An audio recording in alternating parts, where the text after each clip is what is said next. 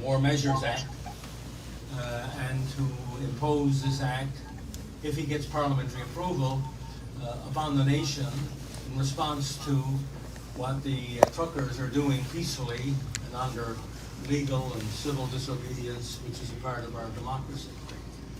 To kick things off, I'm going to ask Tamara, who is, of course, one of the great leaders of the truckers movement, to make a statement. Tamara.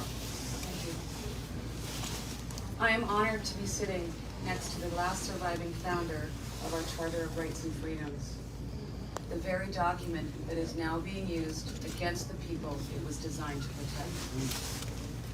The federal government is planning to invoke the never-before-used Emergency Measures Act. First of all, we are not afraid.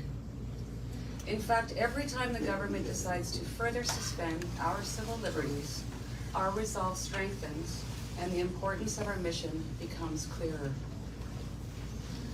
We will remain peaceful but planted on Parliament Hill until the mandates are decisively ended. We recognize that there is a democratic process within which change occurs. We have never stepped outside of that process, nor do we intend to. All Canadians should be surprised, no matter your political opinions, that such an extreme measure could be used against a peaceful demonstration. We have countless vulnerable people in our crowd, including children, the elderly, and the disabled, who cannot be met with force by a genuine liberal democracy. The right to peaceful protest is sacrosanct to our nation. If that principle is abandoned, the government will reveal itself as a true tyranny and it will lose all of its credibility. In that unfortunate situation, we have faith that those politicians, police officers, and military will listen to their conscience. Remember, I'm just following orders has always been an excuse used by those who ignore their moral intuition. But we have faith in you, Canada, to do the right thing. Do not let this become a dark moment in our history. I want to now address all Canadians. We love you all. Some of you might oppose our grievances.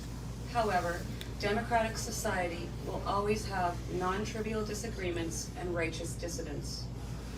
There are many reasons for us opposing the mandates. Some of us have been mistreated by our government, including many of our Indigenous communities who have personally experienced medical malpractice.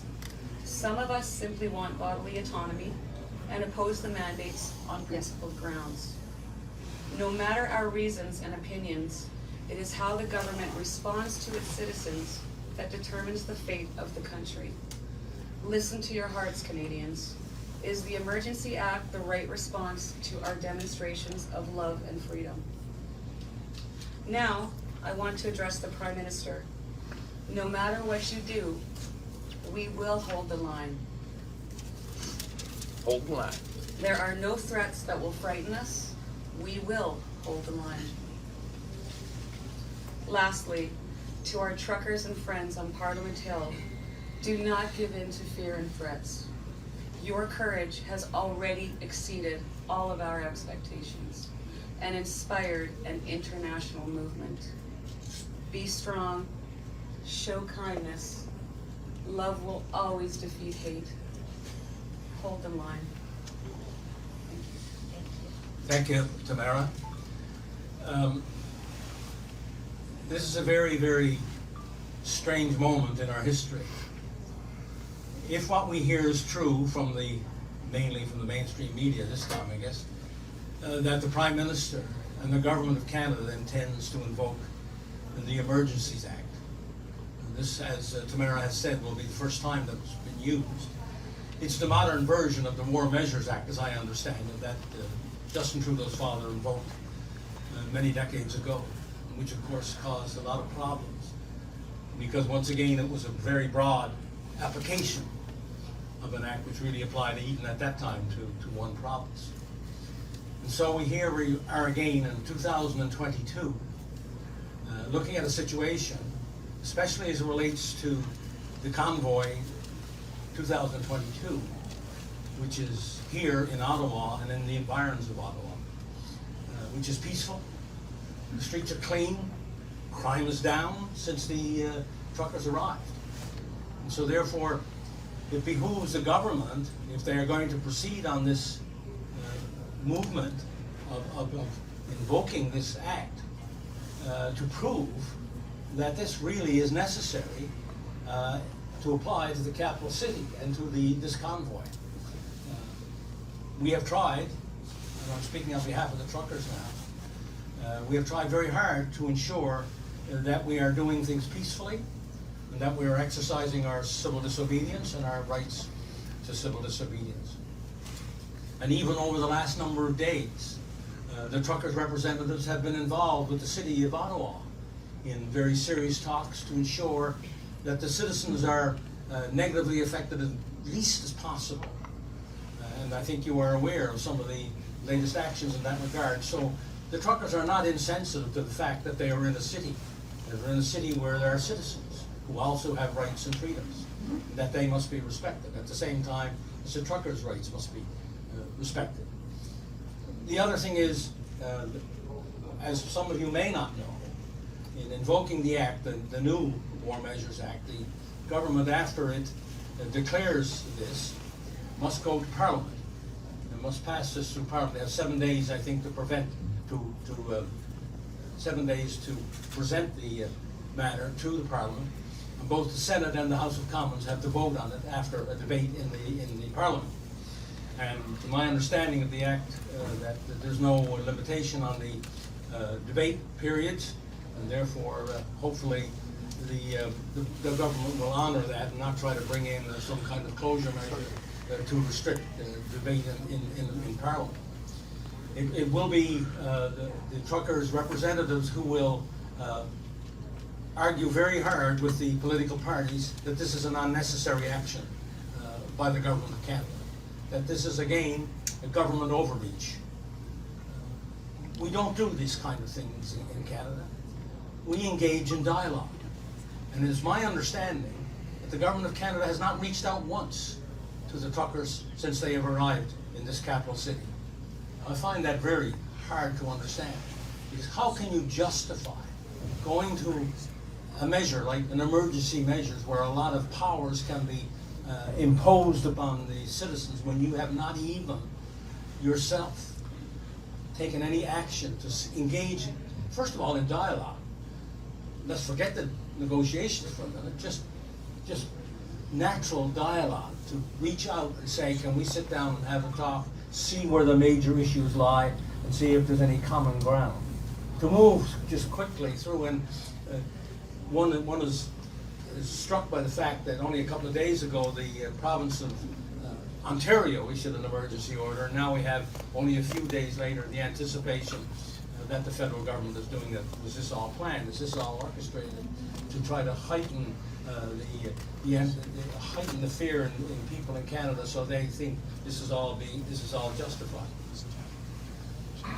The other thing that's really bothersome to me, not only as a Canadian, but as somebody who helped craft the Charter of Rights and Freedoms right here in this city, a little over 40 years ago, which was a constitutional document, which is supposed to be able to stand the test of time.